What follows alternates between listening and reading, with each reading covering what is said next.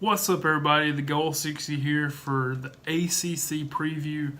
At this point, we're only a few days away from the start of the season, so I know I'm excited. I know a lot of you are very excited, and let's get into it by previewing the ACC Atlantic division.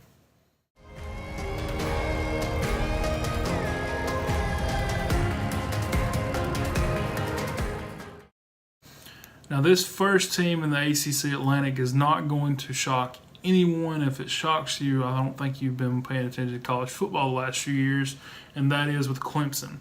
I have Clemson, bringing back 7 starters. They are bringing back Kelly Bryant, which is included in that 7, but I have heard that there's a big chance that he won't actually be the starter. So in that case, it'd be 6 starters coming back with 8 on defense coming back.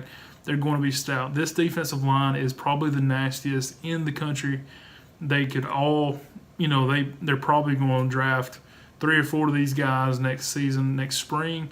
And so it's going to be amazing to watch this defensive line play football. Hopefully they all continue to play at the level they have, and they're not looking ahead towards that draft and, can stay consistent and play at the level they're capable of. Now, they do have the same core of coaches. They were +4 in the turnovers last year. Their big games, I have them at Boston College on week 11 and hosting South Carolina week 13.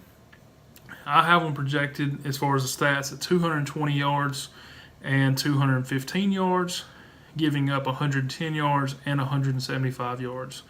To me, there's very little as far as flaws go with this team. Once they get the quarterback situation figured out, I really feel like they're going to excel big, and there's no reason this team cannot go undefeated 12-0. Now, their total that's posted is 11. It's too close. You go 11-1, you've pushed.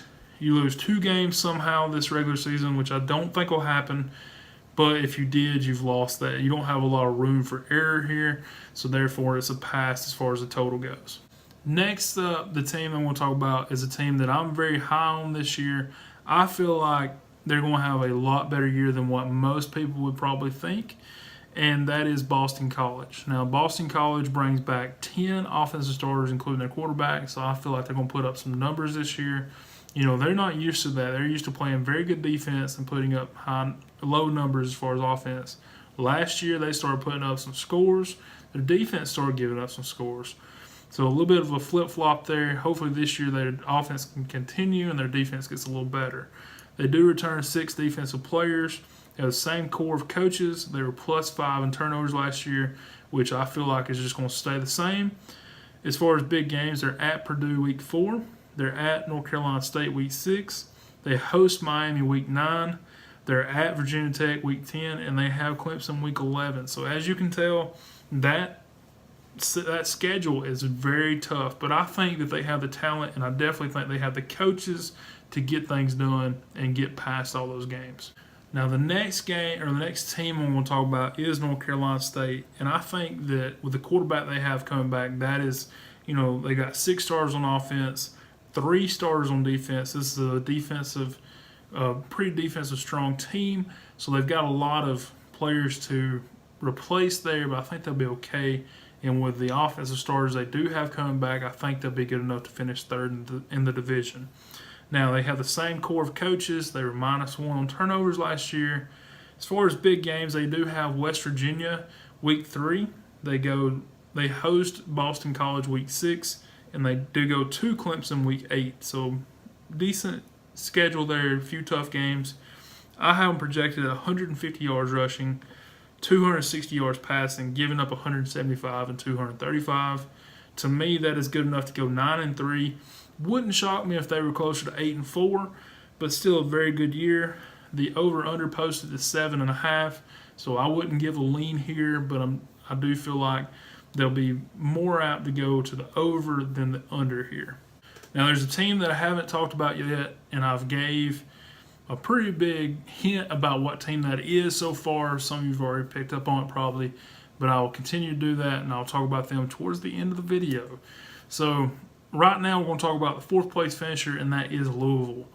I have Louisville actually bringing back 7 on offense, 4 on defense. They have a brand new defensive coordinator in Brian Van Gorder, who has been around pro football, he's been at Notre Dame, he's been at Auburn, Georgia, I think, one time. He's been all over the country, has never really produced a really good defense, in my opinion. And it's one of those players or one of those coaches that you just kind of keep scratching your head, like, how does this guy keep getting these big jobs, Division I jobs, and just really hasn't put together a really good defense in a long time. But either way, he is at Louisville now. They were +4 in turnovers last season. I have them projected at 200 and 220 yards on offense, 165 and 250 yards on defense. And to me, that's good enough for 7-5. It wouldn't shock me if they were a little bit better than that, maybe 8-4. But it also wouldn't shock me if they were 6-6. So I think 7-5 is perfect when it projected out. I thought that was a very good projection for this team. Their number is 7. So when I got done with my projections, I started looking at the Vegas line. And this has been a couple weeks that was at 7. And that just, made the most sense. It hit it nail on the head. And I agree with that. Now, the next team we want to talk about is a team that I actually thought they would be better at. And when I started looking into it, they're replacing a lot, and therefore they are coming in at number 5 in this division. That is Wake Forest. Now, Wake Forest returns 8 on offense, 6 on defense. They have the same core coaching staff. They're +6 in turnovers, so I feel like that's going to go down a little bit. I have them projected at 180 and 240, 195 and 260. And I have them at 6-6. Now, their number is 6.5, so it's right on that. When I projected it out, I looked at it and I thought this team is going to be better than what I have them projected. And then I look at the line, and it's I guess I'm not the only one thinking they're going to be around 6-6. So therefore, I have Wake Forest right there at number 5, not enough away from their total to make a play on it or a lean on it. And we move on from number 5 to number 6 with Syracuse. So number 6, like I said, is going to be Syracuse. I have them here with 8 returning stars, including their quarterback, and 6 defensive players coming back. And I think that Dino Babers is a really good coach. I think over time he's going to prove that he's going to build that program up a little bit more than what it is now. Be a little bit more consistent. I don't know if he'll ever be in a spot where he's contending for that or for championships, even in the Atlantic Division. But I feel like he'll have a more solid team than what he's had the last couple of years. Last year they had a big win against Clemson, so he definitely can get a team up. He can get a team with a good game plan. It's just putting that together and getting the recruits in Syracuse, New York for an entire season. So with that said, they bring back those 8 and 6. They have the same core. They did lose one of their co-offensive coordinators. They were -12 in turnovers last year, so I know that's going to be a point of emphasis this year for them to work on. I feel like they'll get better at that. I'm projected at 170 and 270, 235 and 245, and therefore going 6-6, 3-5 in the conference. Now their number's at 5.5, so it's right there where I'm at too. All right, now this next team is the team I said I've been giving you a hint, and it's because I'm wearing their shirt. And that is Florida State. Now, I know you've already, before I've even started talking about Florida State, you're thinking I've lost my mind with them being so low. And let me give you the reasons I say this, in that don't think that this team can't be a lot better than what I've actually got projected. Vegas has them projected at 8 wins. I don't think it's going to be near that much, but I do think that this projection is a little low. And even when I went through the season, the games that I had, a few of the games I had them losing were close games as far as stats. So therefore, they could go either way, and you never know once the season gets going. They do bring back a lot of players on offense, 8 total, including a starting quarterback. Don't know which one it'll be, but both of them have starting experience. But only 4 on the defensive side of things. They have a brand new staff, Willie Taggart, who's been at, he was at USF. So he understands the area. He's actually coached against Florida State before. He's a very good coach, so they should be well off in the future. I just don't think they'll be right back this year. I have them at 4 and 8. I know that's low. Like I said, I feel like they could do a little bit better than that. We'll just have to see. As far as projected stats, 145, 190. And then on defense, 160 and 205. So I think, like I said, they have room here for improvement, and definitely better than 4 and 8 like I have them.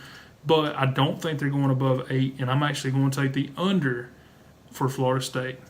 Now that is everything for the ACC Atlantic division.